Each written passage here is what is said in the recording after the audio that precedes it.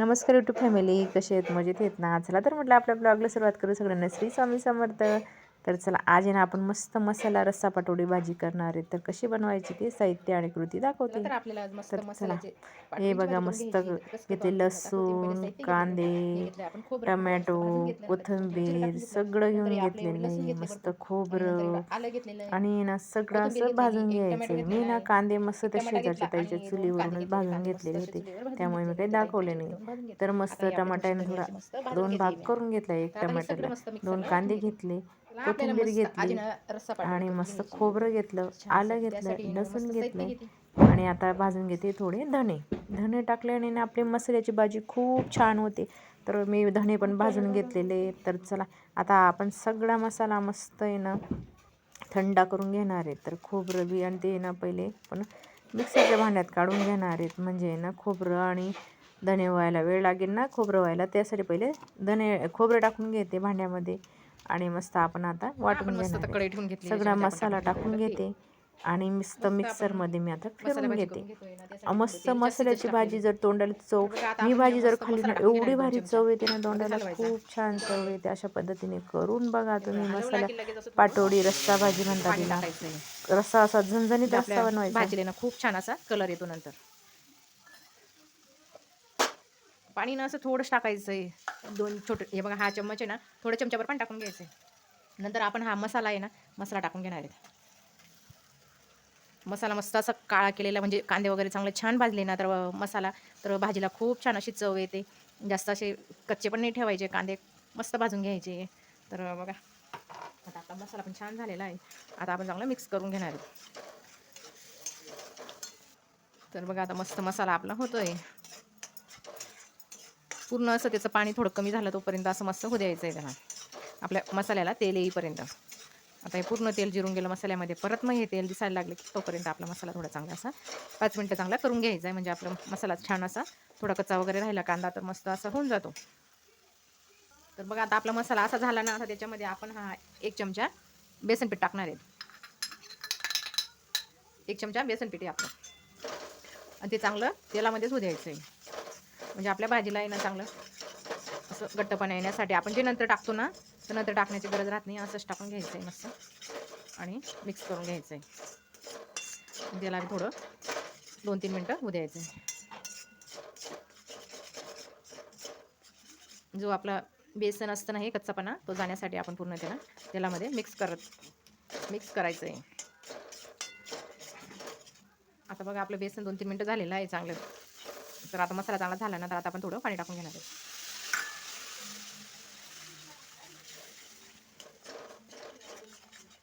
आपलं तेल सुटेपर्यंत चांगलं होऊ द्यायचं आहे अजून परत.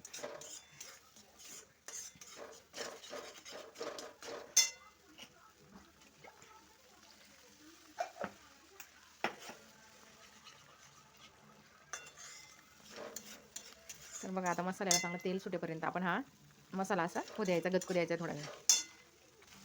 तर बघा आपली भाजी किती छान होते मस्त. आता आपण आहे ना, आता त्याला चांगलं थोडं तेल सुटलं मस्त. आता तेल सुटलं ना, आता त्याच्यामध्ये आपण पाणी टाकून घेणार आहे. आपल्याला जेवढी भाजी करायची ना तेवढंसं पाणी टाकून घ्यायचं आहे. तर तुम्हाला जेवढं म्हणजे ज्याच्या आवडीनुसार ज्याच्या घरी जेवढं लागतं ना तेवढं पाणी टाकून घ्यायचं.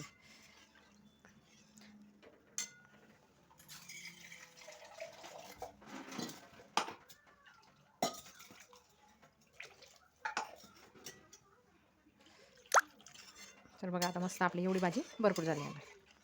तर तिला चांगलं उकळू द्यायचं. तोपर्यंत आपण ना मस्त पातोडींचं भिजून घेणार.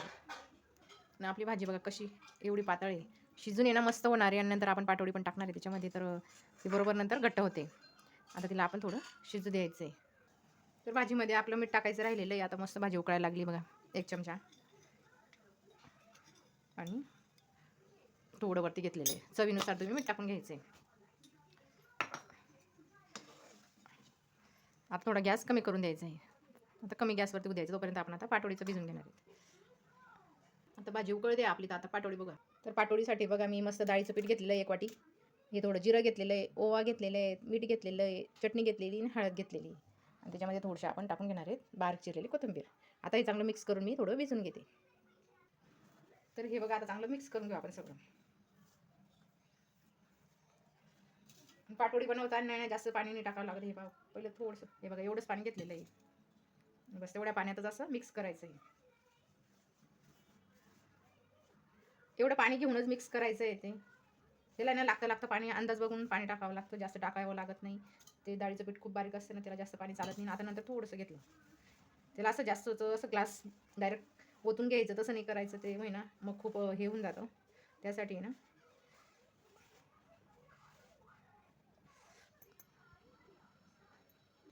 तर थोडंसं कमी वाटतंय, अजून टाकून घेते मी थोडं.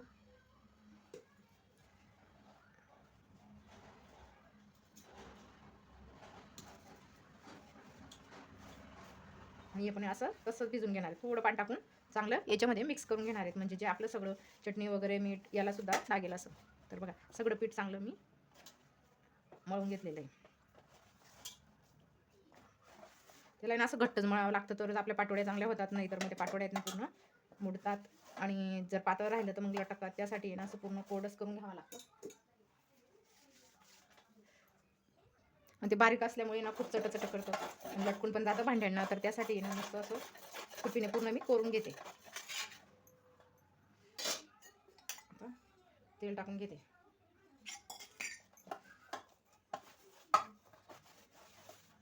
तर बघा मस्त असं मळून घेतलेलं आहे.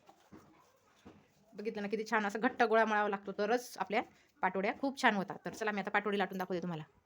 तर आपण हे ना पाटाला पण चांगलं तेल लावून घ्यायचं आहे, म्हणजे मग आपली पाटोडी ना पटकन निघते. आणि लाटण्याला पण तेल लावून घ्यायचं आहे.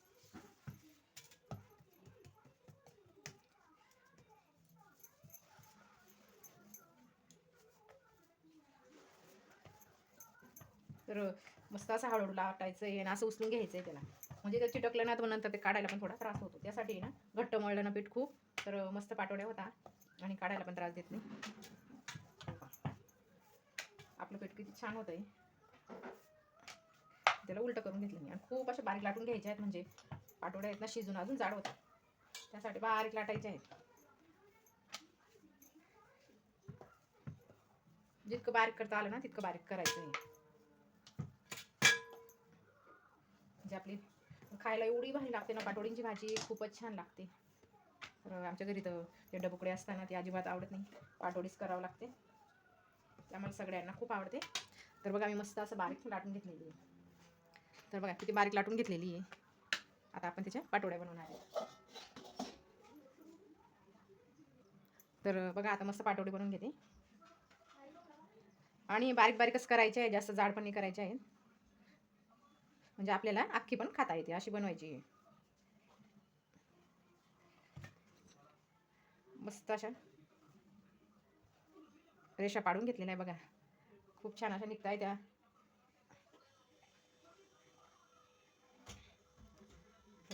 बघा आपल्या पाटोडी किती छान झालेली आहे. मोकळ्या मोकळ्या आपण लगेच, हे बघा किती भारी आहे. तर आपण आता अशाच्या अशा भाजीमध्ये टाकणार आहेत. चला आपली भाजी खूप छान अशी मस्त उकळते ना. आपण पाटोड्या आहेत ना अशा मोकळ्या मोकळ्या करून टाकायच्या आहेत.